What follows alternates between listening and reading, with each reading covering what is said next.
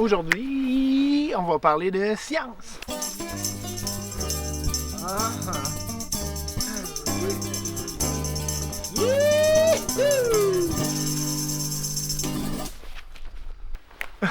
Aujourd'hui, on va parler de science et comment y contribuer, même si on n'est pas scientifique.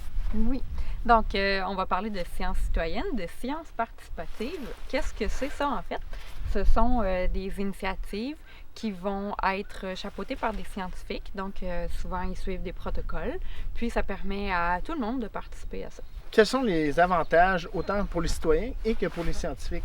Oui, donc pour les citoyens, ça permet de d'abord participer à des programmes de sciences, même en n'ayant pas de diplôme. Ça permet aussi de travailler sur le sentiment d'éco-anxiété. Donc, on passe à l'action, on fait quelque chose pour la nature. Puis pour les scientifiques, ça va leur permettre de récolter encore plus de données sur un vaste territoire.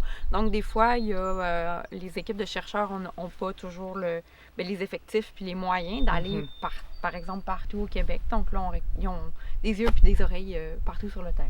Puis on a-tu des exemples? Je sais qu'il y a eBird en particulier. Tu peux nous en parler plus parce que je sais que tu aimes bien prendre des photos d'oiseaux. Oui, donc eBird, ça permet d'entendre. Oui, et de voir. On fait des listes et puis on répertorie. Oui, c'est ça.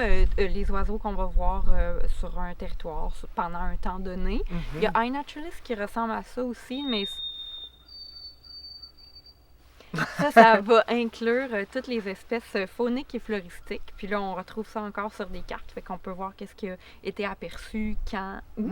Il y a Adopte un lac. De l'Université de Montréal, oui. Et j'adopte un cours d'eau de G3R. Donc là, on va amener les jeunes et 2 pieds dans l'eau à récolter des échantillons de rivière. Ils retournent en labo, ils regardent ce qu'ils ont trouvé, puis ils suivent l'état de santé de leur cours d'eau, dans le fond.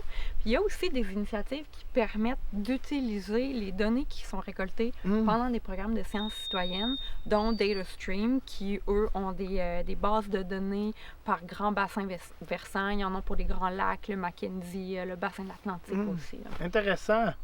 C'est à votre tour d'aller vous amuser avec la science. Oui.